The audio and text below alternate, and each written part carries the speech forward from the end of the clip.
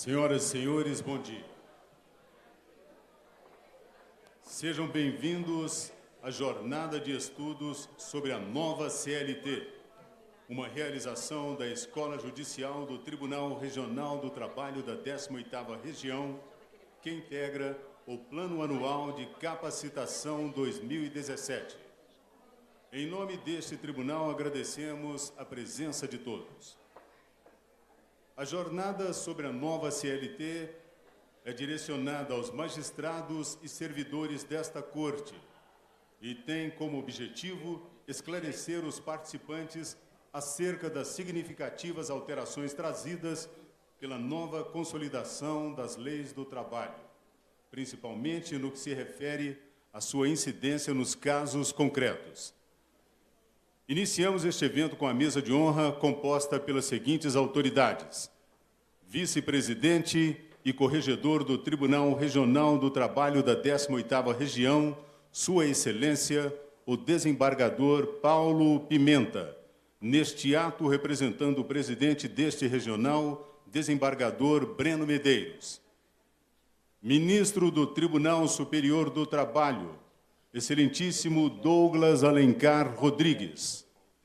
Diretor da Escola Judicial da 18ª Região, Sua Excelência, o desembargador Elvésio Moura dos Santos. Neste momento, convidamos os presentes para, em posição de respeito, ouvirmos o hino nacional brasileiro.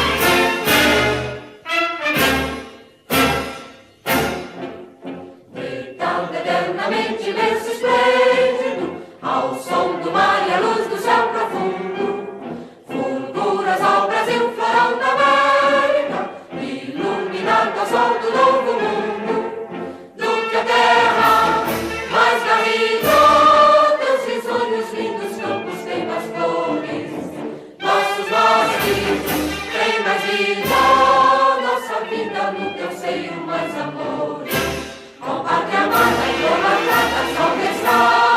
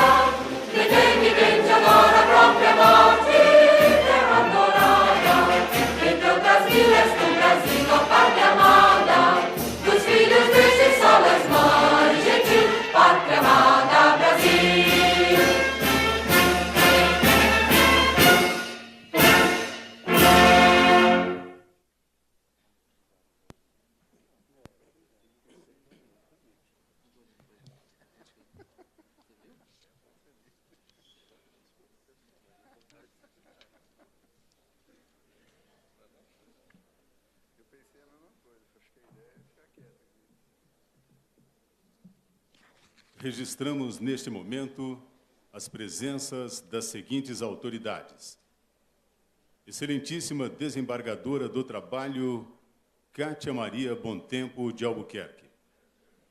Excelentíssimo Desembargador do Trabalho, Daniel Viana Júnior.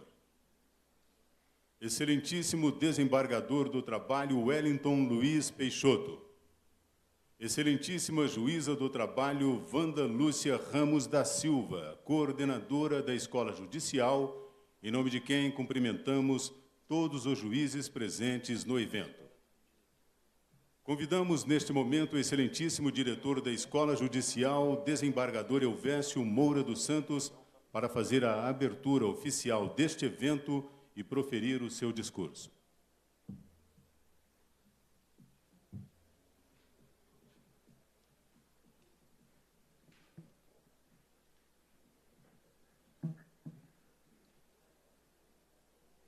Declaro aberta a jornada de estudos sobre a nova CLT. Bom dia a todos.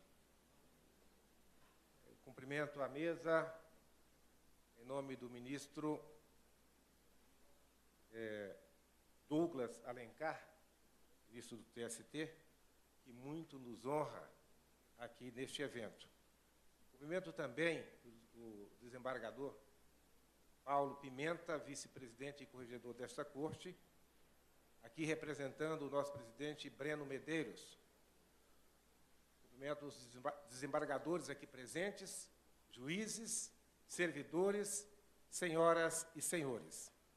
É com grande alegria e satisfação que faço a abertura desta jornada de estudos sobre a nova CLT, dando boas-vindas a todos.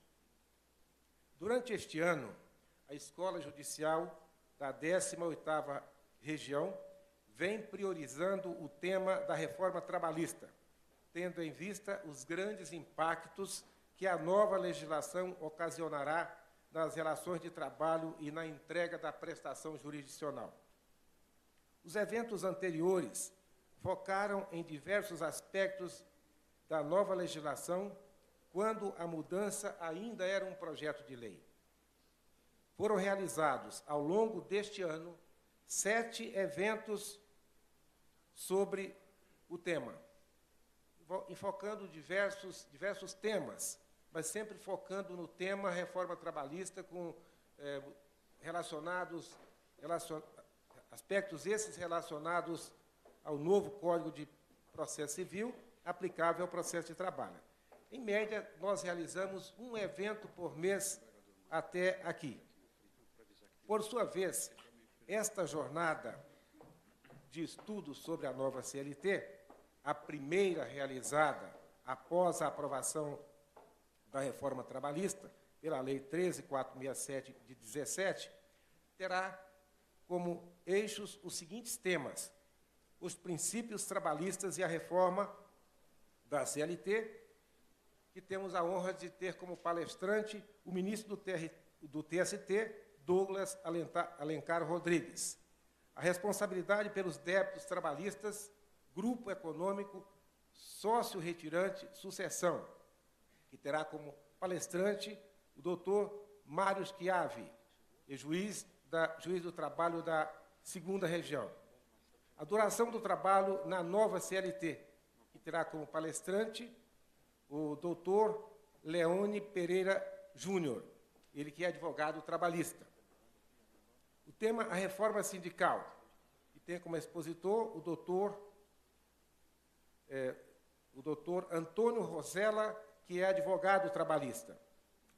A responsabilidade acidentária em face da nova CLT, a cargo do doutor Bento Herculano Duarte, que é desembargador do trabalho da 21ª Região.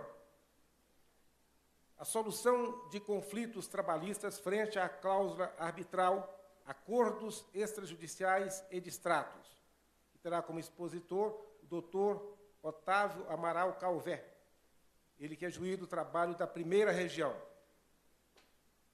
O tema extensão e limites do negociado sobre o legislado, que terá como expositor o o doutor Fabiano Coelho de Souza, ele que é juiz do trabalho da 18ª Região, portanto, integrante desta Corte.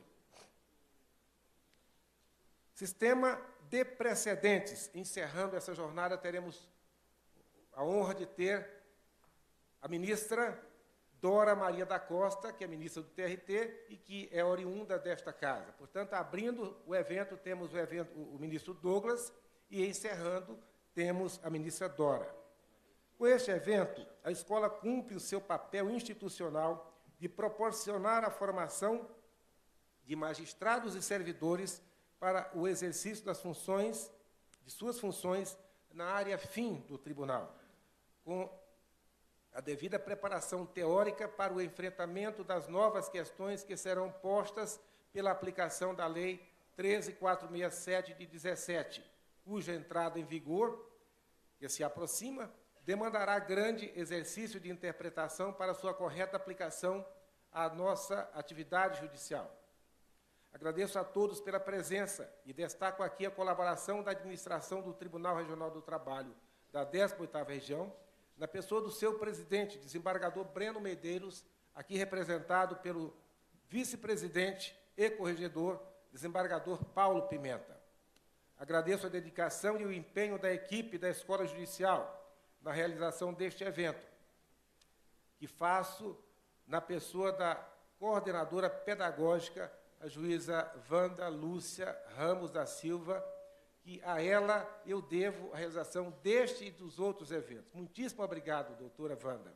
E, em nome da doutora Wanda, eu agradeço toda a equipe da escola. Vejo aqui o secretário executivo, o servidor Gil, o doutor Gil, e os demais servidores que integram a escola. A eles, nós devemos, de fato, a realização desse evento e dos outros que já realizamos e que realizaremos.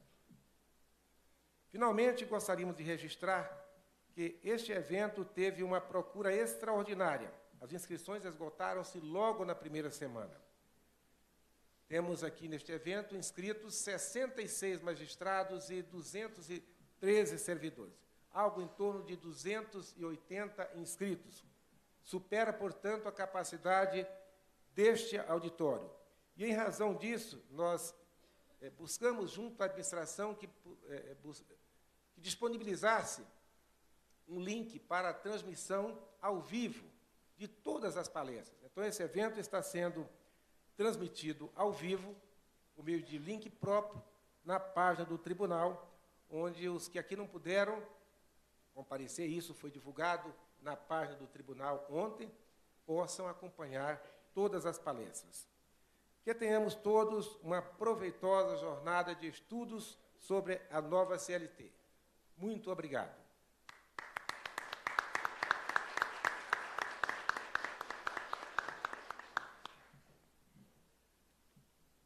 Senhoras e senhores, queremos registrar a presença do excelentíssimo desembargador do Trabalho, Mário Sérgio Bottazo. Neste momento, temos a honra de convidar o excelentíssimo desembargador Paulo Pimenta para fazer uso da palavra.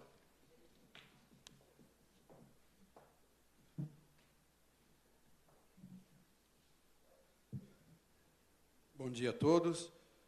De maneira muito especial, minha presença aqui se deve não só à magnitude do evento, à qualidade do evento organizado pela nossa Escola Judicial, mas também na condição de vice-presidente, representar aqui o nosso presidente, desembargador Breno Medeiros, que se encontra fora de Goiânia, e, em nome da administração, em nome do tribunal, dar as boas-vindas a todos, de uma maneira muito especial, ao ministro Douglas, e dizer ao ministro Douglas que Sua Excelência se encontra em casa na 18ª Região, é uma redundância. O ministro Douglas, tradicionalmente, com muita gentileza, como lhe é peculiar, sempre atende os pedidos da 18ª Região, como goiano de nascimento e de coração também, mais ainda, né, sempre procura nos prestigiar, e é uma satisfação imensa sempre tê-lo entre nós, ministro Douglas. Então, agradecemos a generosidade de atender o convite do Tribunal, da Escola Judicial.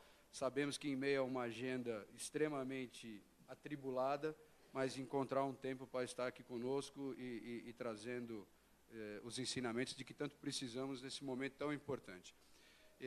Da mesma forma, estender aqui os cumprimentos à Escola Judicial, na pessoa do desembargador Elvésio, seu diretor, e da juíza Wanda, coordenadora pedagógica, pela qualidade da organização desse evento, pela seleção dos palestrantes e dos temas, e desejar a todos que esses 2 dias de interrupção na nossa rotina sejam extremamente proveitosos no estudo dessas matérias novas que certamente vão impactar nossas vidas profundamente a partir de novembro. Agradeço o comparecimento de todos, né, e desejo um evento extremamente profícuo para todos nós. Muito obrigado.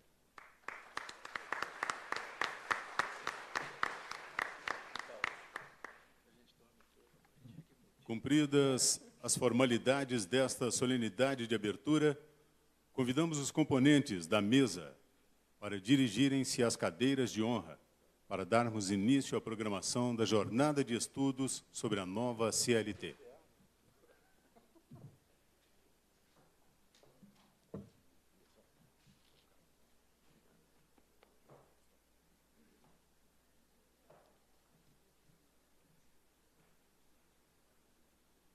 Solicitamos a todos que mantenham seus telefones celulares no modo silencioso. Para proferir a conferência de abertura, os princípios trabalhistas e a reforma da CLT, temos a honra de convidar o excelentíssimo ministro do Tribunal Superior do Trabalho, Douglas Alencar Rodrigues. O ministro Douglas é mestre em Direito das Relações Sociais pela Pontifícia Universidade Católica de São Paulo, especialista em Direito Constitucional pela Universidade de Brasília, graduado em Direito pela Universidade de Brasília. Boa palestra, ministro. Seja bem-vindo.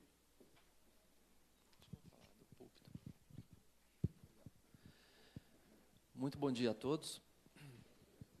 Eu quero iniciar cumprimentando o nosso magnífico reitor, desembargador Elvésio, querido amigo, pela generosidade do convite para que aqui comparecesse e compartilhasse algumas reflexões sobre temas tão relevantes como são os princípios do direito do trabalho, especialmente neste momento que estamos vivendo, na expectativa, na iminência do início da vigência da nova Lei 13.467, a lei que introduz uma série de inovações profundas no nosso sistema de regulação de relações de trabalho.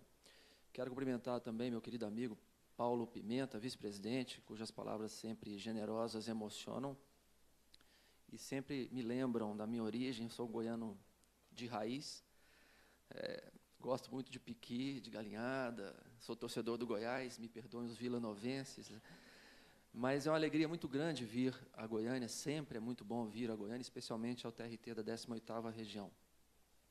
Acho que muitos aqui já se cansaram de me ouvir, creio que esta seja a 3ª vez este ano que eu venho a este auditório compartilhar algumas reflexões. Mas os meus cumprimentos iniciais também se dirigem à nossa coordenadora pedagógica, a doutora Wanda, que de maneira igualmente gentil aceitou a indicação do meu nome para aqui comparecer e refletir com todos acerca da temática dos princípios de direito material e processual na nova legislação do trabalho. Nos nomes, nas pessoas, melhor dizendo, de vossas excelências, eu cumprimento todos os desembargadores aqui presentes, queridos amigos de ontem, de hoje e de sempre. Quero igualmente saudar os servidores da casa e pediria permissão para fazê-lo na pessoa do Marcelo Marques de Matos, amigo fraterno de longa data, servidor exemplar, que deixou a 10ª região, não aceitou meus reiterados convites para trabalhar comigo em Brasília, fiel que é ao desembargador Pimenta, ao Tribunal da 18ª região, mas o querido Marcelo me emprestou a Kátia durante algum tempo, e Kátia se destacou também como servidora e continua a brilhar aqui no quadro de servidores da 18ª região. O tema que nos traz a debate é o tema dos princípios do direito material e processual na reforma trabalhista de 2017. Sempre que vamos mencionar a questão dos princípios, me parece muito oportuno, muito conveniente, recuperar aquela discussão teórica relevantíssima e não raras vezes não tão bem compreendida, que diz respeito ao sentido, ao significado, à essência dessas normas singulares, dessas normas especiais, que são os princípios. Nós temos, na ordem jurídica, duas espécies de normas, que são regras e princípios. O professor Humberto Ávila, que é um grande tributarista, professor da Universidade Federal do Rio Grande do Sul, também propõe uma nova reflexão, um terceiro gênero, que seriam os postulados normativos aplicativos. São normas que dizem sobre a aplicação de outras normas, como, por exemplo, a ideia da própria ponderação, da proporcionalidade. Mas, quando nós falamos sobre regras e princípios, é preciso entender de que forma cada qual dessas espécies normativas se estruturam. Nós sabemos que as regras prescrevem condutas de maneira muito clara, estabelecem permissões, vedações, comportamentos e fixam as consequências que decorrem da transgressão a essas diretrizes. Ao passo que os princípios, diferentemente, são normas plásticas, normas abertas, normas de conteúdo semântico indeterminado, mas cujo significado é determinado, é apreendido, é fixado a partir das singularidades, das circunstâncias de fato de cada situação concreta que nos são submetidas. Todas as situações fáticas acabam nos auxiliando na identificação do sentido de um princípio naquele caso concreto. Regra, então, estabelece uma conduta objetiva e fixa a consequência em caso de transgressão. Exemplo, matar alguém, pena. Comparecer embriagado, talvez esse não seja um bom exemplo, ao local de trabalho, porque é problematizado se a alcoolemia é razão suficiente para a dissolução justificada do contrato, ou se é uma doença. Mas, de acordo com a prescrição literal da CLT, comparecer embriagado ao trabalho, embriaguez habitual ou em serviço, configura justa causa. Então, são normas, regra, que definem condutas e prescrevem as próprias consequências. Os princípios não. Os princípios sugerem um estado ideal que deve ser alcançado, como, por exemplo, o princípio da moralidade administrativa, da eficiência, da legalidade, da dignidade da pessoa humana, do devido processo legal. Os princípios, então, sinalizam, indicam um horizonte de sentido aberto, amplo, mas um estado ideal que precisa ser alcançado. Todos nós sentimos quando um princípio é vulnerado. E eu me lembro sempre, quando falo sobre isso, do debate que travamos no Conselho Nacional de Justiça, lá nos idos de 2005, quando se discutiu a possibilidade da interdição de atos administrativos que poderiam configurar prática de nepotismo.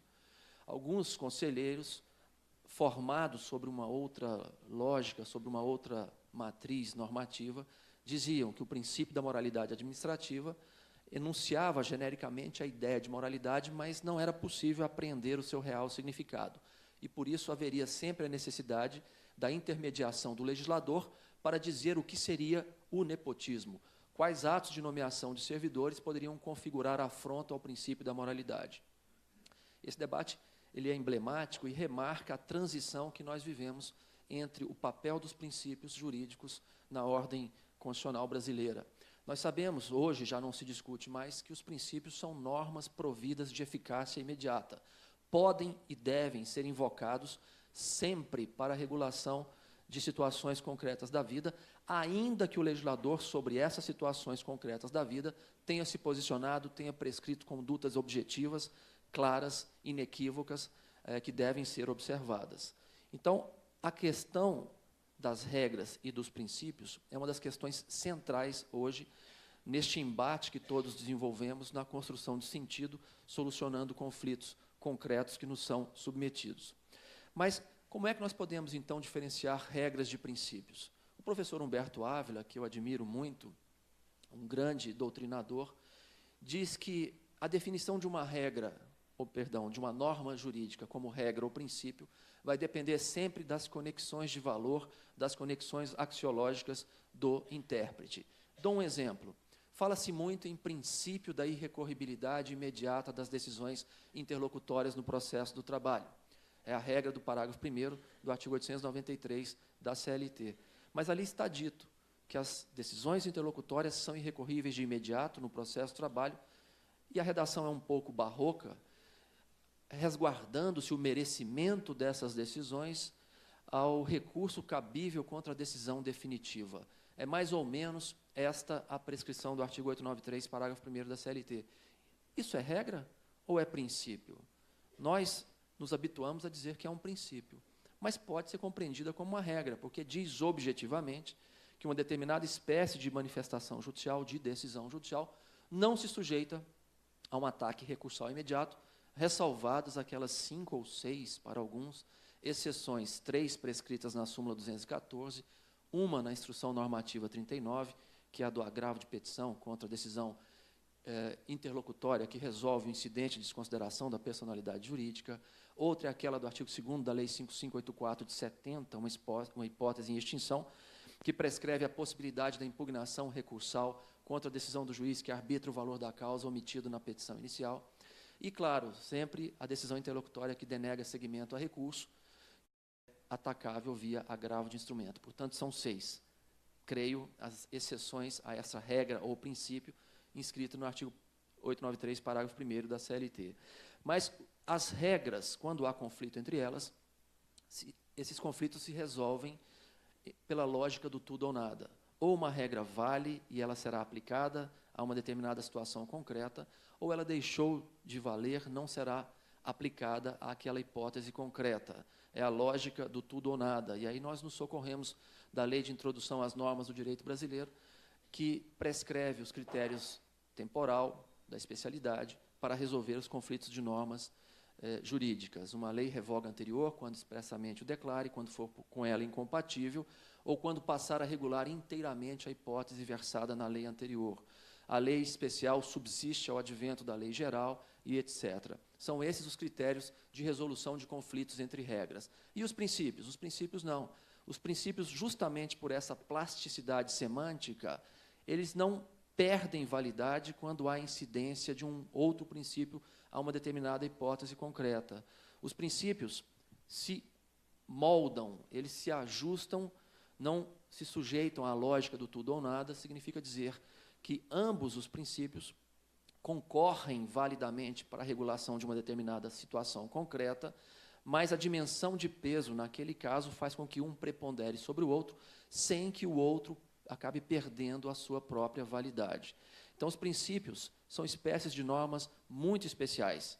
Espécies de normas especiais que cumprem 3 funções, segundo a perspectiva clássica da doutrina, na estruturação da ordem jurídica. A primeira função dos princípios é a de servir de fonte de inspiração ao legislador para a positivação de novas normas jurídicas. A segunda função dos princípios é a função interpretativa, ou o papel interpretativo. Como os princípios funcionam como fonte de inspiração para o legislador, nada mais natural de que, no instante em que nós busquemos a definição do sentido e alcance de uma outra norma jurídica, nada mais natural de que nos socorremos dos princípios para a definição do próprio sentido e alcance da norma que nós estamos a interpretar. E, finalmente, a função também relevante, que é a função supletiva, a função de colmatação, de superação de lacunas. Ou seja, a partir dos princípios, nós, magistrados, temos o dever legal de resolver todos os conflitos que nos são submetidos, ainda que a ordem jurídica seja obscura, lacunosa, não responda objetivamente ao reclamo que nos é trazido em ações concretas. Essa é a função que remarca a importância da formação, da adequada capacitação para a construção de sentido a partir da ordem jurídica, dos princípios e regras e dos valores que estruturam a nossa ordem jurídica. Mas, entrando aqui, fazendo aqui uma breve revisão também dos princípios de direito material do trabalho, até porque o tema é princípios, né, por isso eu me propus a fazer uma brevíssima visita a essa parte introdutória acerca da conceituação e do papel dos princípios jurídicos. Nós temos no direito do trabalho um princípio central, que é o princípio da proteção. Todos nós aprendemos e vivenciamos isso no nosso dia a dia profissional, que a ideia da proteção é a ideia que funda o direito do trabalho. O direito do trabalho só faz sentido se buscar, a partir da constatação de que há uma relação assimétrica, desigual, entre empregado e empregador, o direito do trabalho busca, então, assegurar uma isonomia mais próxima do ideal. E o faz a partir da interdição da manifestação de vontade do trabalhador, a partir da consagração de uma série de regras objetivas que nulificam atos de disposição unilateral praticados pelo empregado, ou mesmo atos bilaterais que possam traduzir prejuízos diretos ou indiretos ao seu patrimônio jurídico. Então, a ideia da proteção ela é fundante, ela é estruturante e ela se conecta a um princípio maior, que é o princípio da dignidade da pessoa humana. Igualmente, se conecta àquele horizonte de valor que está presente na cabeça do artigo 7º da Constituição, que é o horizonte da melhoria da condição social do trabalhador. Toda a nossa Constituição, em todas as regras e princípios da Constituição, há esse compromisso com a ampliação da dignificação da pessoa humana, há esse compromisso com a melhoria da condição social do trabalhador, com a justiça social, com o combate às desigualdades, com a erradicação da pobreza, da marginalidade, com a realização do ideal do pleno emprego. Enfim, a Constituição nos orienta no sentido de que a ampliação de conquistas sociais é o caminho a ser trilhado na realização desse horizonte de valor que é a dignidade da pessoa humana. Mas o princípio da proteção, que seria o princípio mãe do direito do trabalho, ele se desdobra em 3 subprincípios: da norma mais favorável, da condição mais benéfica e o princípio indúbio pro operário. Aqui, uma brevíssima observação em relação ao princípio indúbio pro operário, porque há julgados, há doutrina, que costumam indicar este subprincípio como critério para a resolução de situações em que a prova produzida acabe se revelando contraditória, colidente, antagonista, ou seja, quando há situação de colisão probatória, quando o juiz se defronta com a situação em que 3 testemunhas dizem que o fato aconteceu, 3 dizem que o fato não aconteceu, alguns indicam o princípio indúbio pro operário como parâmetro para a resolução desse impasse probatório. E, se nós formos à origem do princípio, nós veremos que a doutrina clássica anuncia o princípio como um parâmetro de interpretação de normas de direito material. Significa dizer que devemos decidir um conflito interpretativo, não um conflito valorativo de provas, sempre em benefício do trabalhador. Quando nós olhamos para uma norma jurídica, seja contratual, seja legal, e há dúvida sobre o seu significado, nós devemos eleger o resultado hermenêutico que mais favoreça os interesses do trabalhador. Esse é o significado clássico da ideia indúbio pro operário, mas que tem sido expandida para alcançar hipóteses de colisão probatória.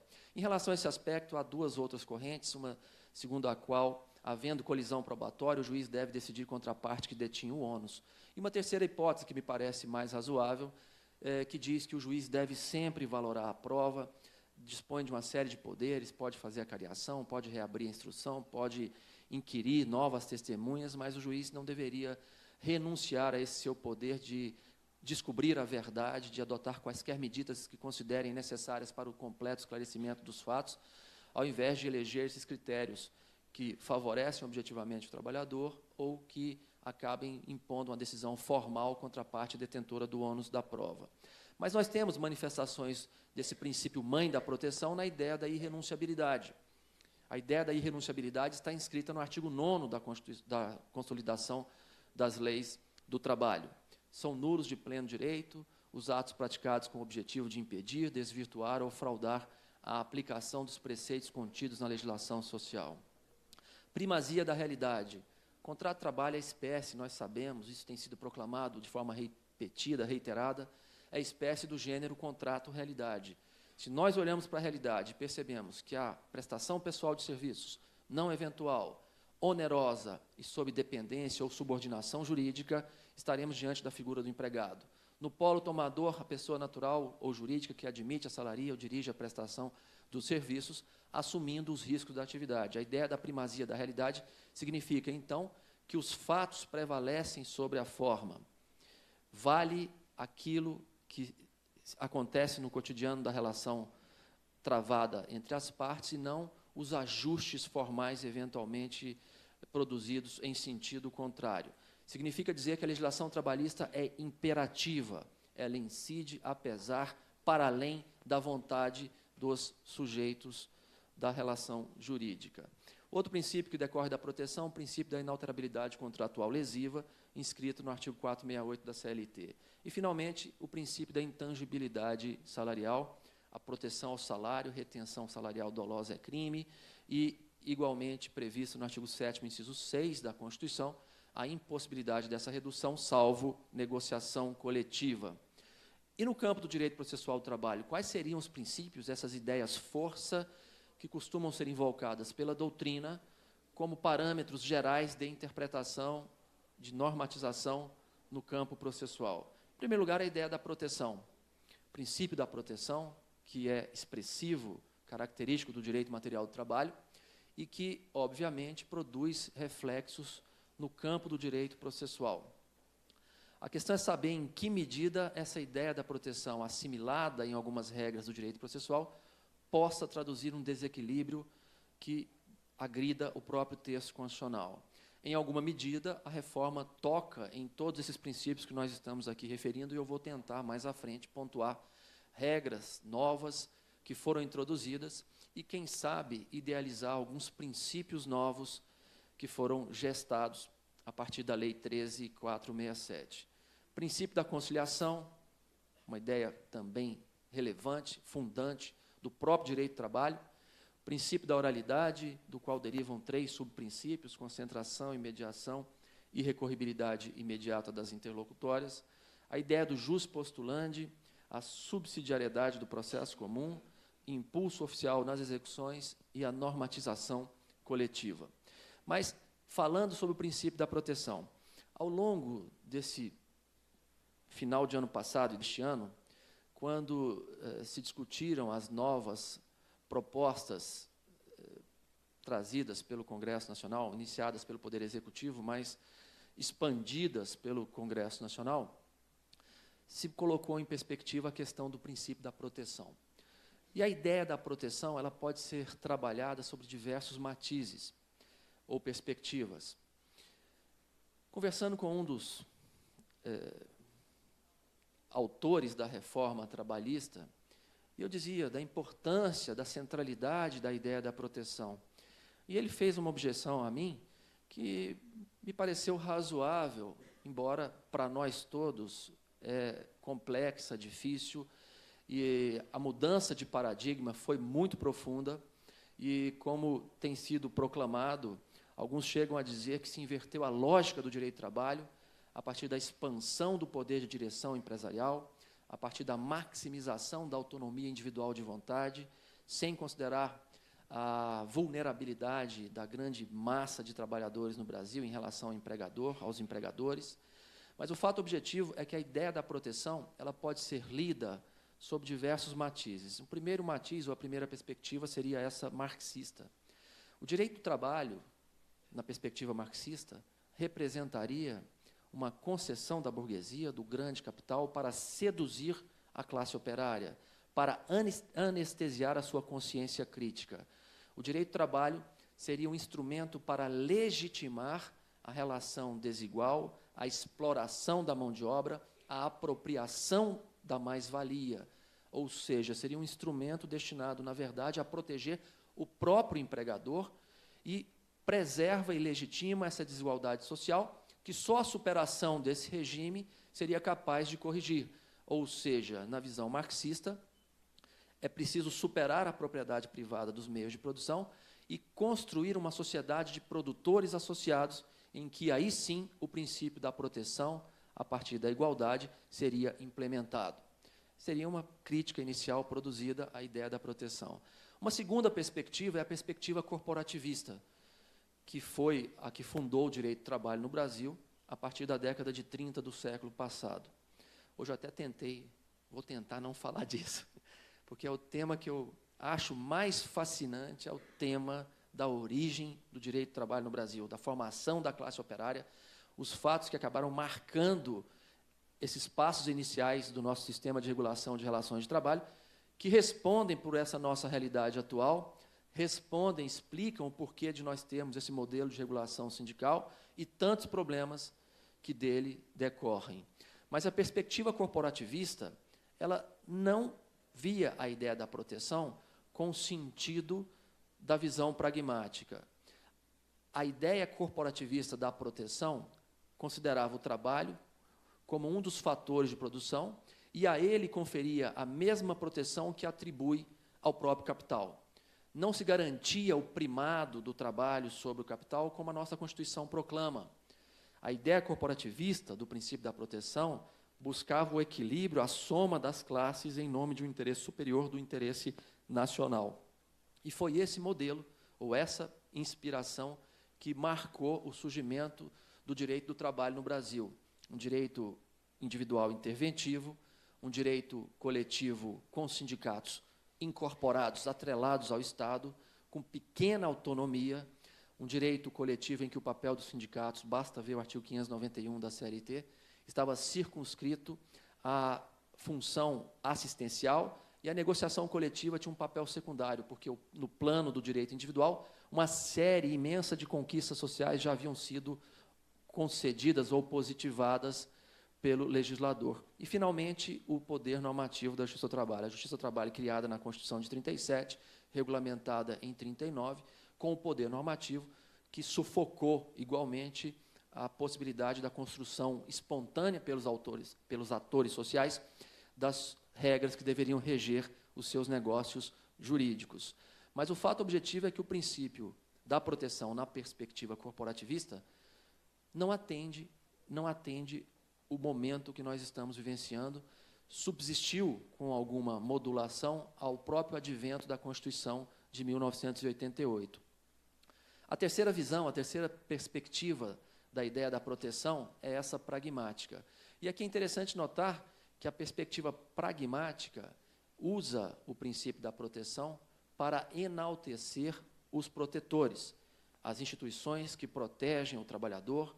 O Estado é responsável pela proteção social e não reconhece autonomia aos atores sociais para regerem, regularem as suas próprias vidas.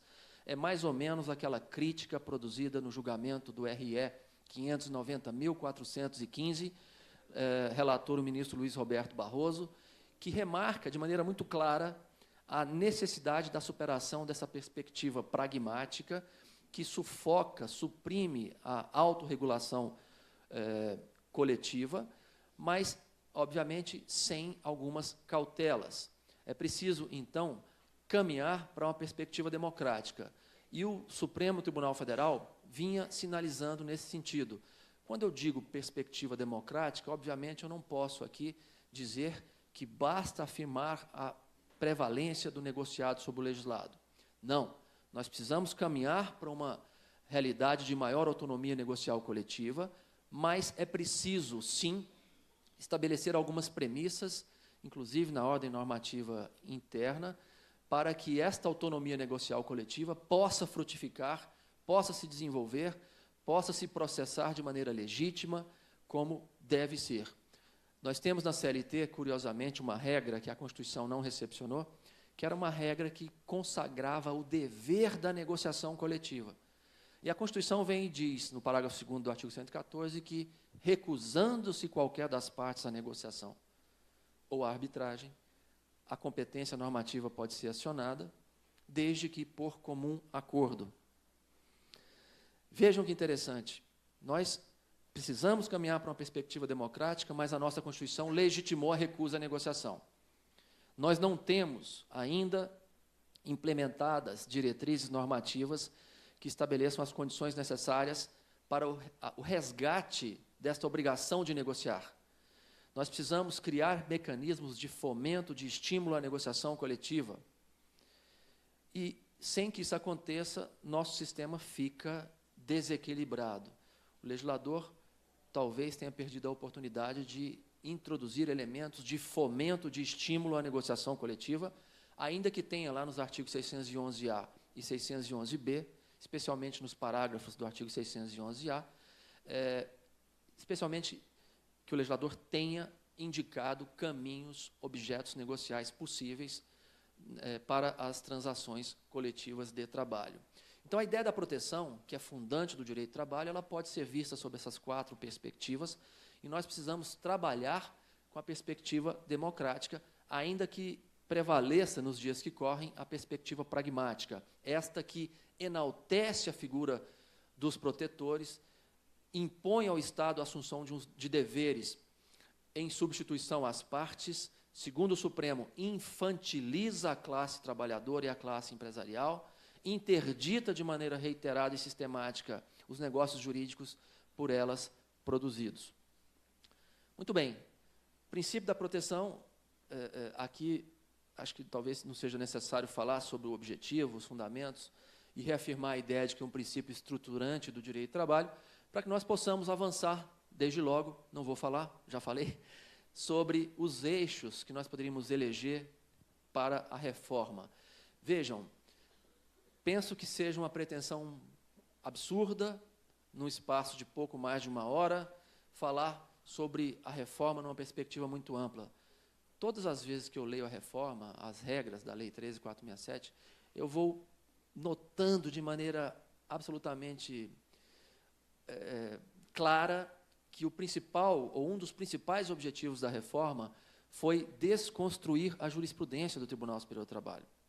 Isso é tão evidente porque muitas súmulas, mais de 70 súmulas do TST, verbetes, serão alterados, em razão das novas regras introduzidas na Lei 13.467, pela Lei 13.467.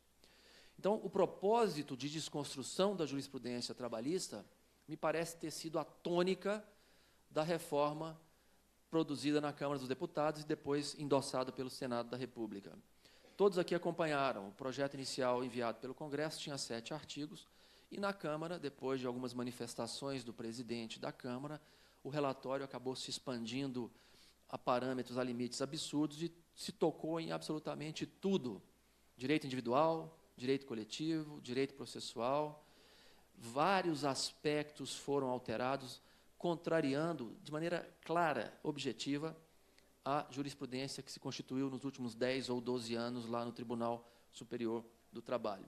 Mas nós temos também alterações que tocaram na autonomia de vontade do trabalhador. Houve uma expansão do campo negocial possível ao trabalhador individualmente considerado. Matérias antes afetas à negociação coletiva, o filtro da negociação coletiva busca e buscava blindar o trabalhador, evitar que na relação mano a mano, para usar uma expressão do futebol, tete a tete, empregado e empregador, a sua manifestação de vontade pudesse ser imposta, e nós sabemos que na prática não há autonomia, não há liberdade numa relação individual de trabalho, é por isso que a interdição da manifestação de vontade, é por isso que o princípio da irrenunciabilidade é importante, mas o fato objetivo é que o legislador, em vários momentos, especialmente no campo da jornada de trabalho, permitiu que, por acordo individual, novas regras fossem introduzidas. Também temos, no campo do direito coletivo do trabalho, alterações expressivas, seja naquilo que diz com a objetivação do processo negocial coletivo, naquilo que diz com a definição dos objetos possíveis, seja no que concerne ao financiamento dos sindicatos, matéria que tem sido alvo de muitas reflexões. As organizações sindicais não se conformam com a convolução do caráter compulsório em facultativo da contribuição sindical compulsória. Há notícias divulgadas em jornais de que as organizações sindicais trabalham para que a medida provisória prometida pelo governo Temer seja bastante generosa, restaure a contribuição sindical, talvez agora negocial, em parâmetros, inclusive, superiores àqueles estabelecidos na CLT para o chamado imposto sindical. Mas o fato objetivo é que a mudança na questão do custeio das organizações sindicais é central, é relevante para que nós possamos pensar num novo sistema sindical, numa nova organização sindical mais legítima, mais representativa, menos comprometida apenas com os interesses das lideranças e não das categorias representadas. Em relação ao direito processual do trabalho, o que nós podemos verificar? Nós observamos que há um propósito claro de contenção da atuação dos juízes na edição de súmulas e outros verbetes ou enunciados jurisprudenciais. Este objetivo de contenção fica claro também quando se pretendeu, no parágrafo 3º do artigo 8º, interditar ou limitar o alcance da cognição possível aos magistrados quando examinam a validade e eficácia de cláusulas inscritas em acordos e convenções coletivas de trabalho. Enfim, pontuando alguns dos aspectos da reforma, porque, como eu disse, são tantos artigos, são tantas súmulas desconstruídas, que nós não teríamos aqui tempo para nos debruçarmos sobre todas elas. Então, eu elegi alguns. Previsão de banco de horas por negociação individual, com compensação em 6 meses. Aqui, a superação da súmula 85, item 5, do Tribunal Superior do Trabalho. Banco de horas por negociação individual. E mais, avançou-se para dizer que a prestação habitual de horas extras, para além do regime de prorrogação estabelecido no banco, não descaracteriza. Regime de prorrogação e compensação horária com horas extras habituais não descaracteriza o regime de prorrogação e compensação, igualmente superando a súmula do Tribunal Superior do Trabalho. Jornada 12 por 36, que a própria súmula 444 já admitia, passou a ser igualmente possível sem autorização prévia e mediante ajuste individual. Outras súmulas superadas.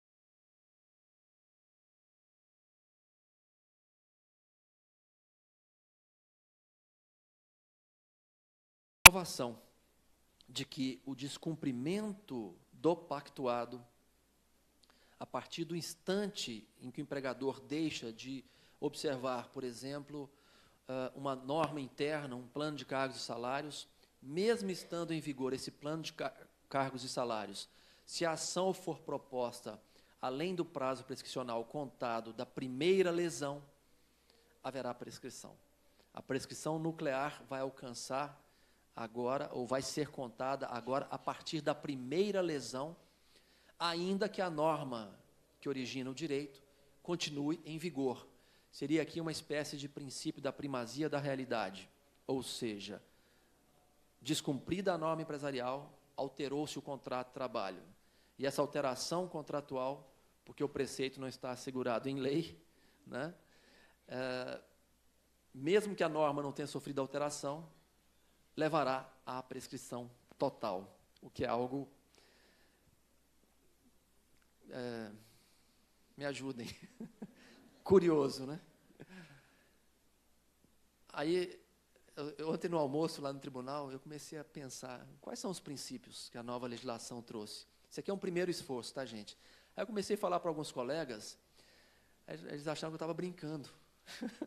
Falei, não, lendo, nós temos aí o princípio da autonomia negocial do trabalhador, princípio da litigância ética e responsável, princípio da responsabilidade sindical absoluta na negociação coletiva, princípio da proteção da empresa, princípio da contenção judicial.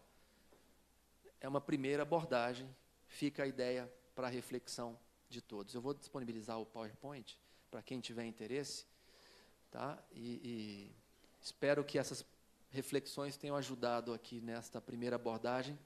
Quero saudar os desembargadores, especialmente os gestores da Escola Judicial, pela feliz iniciativa de reunir magistrados e servidores durante 2 dias para discutir tanta coisa relevante que impacta aquilo que fazemos, e mais do que aquilo que fazemos, impacta a vida daqueles que dependem do nosso trabalho, que é produzir sentido, resolver conflitos, equacionar as novas disputas a partir da Lei 13.467. Agradeço muito a atenção de todos e estou à disposição, se necessário for, para um debate.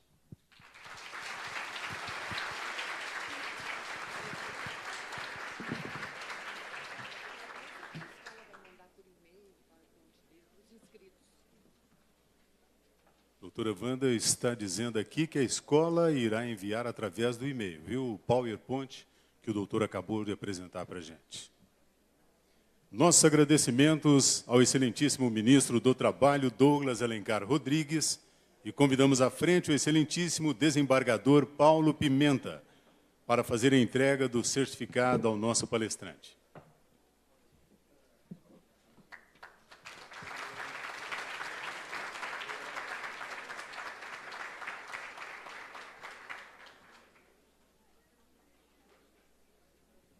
Senhoras e senhores, teremos agora um intervalo de 20 minutos e convidamos a todos para um coffee break que será servido no Lounge 1 deste tribunal.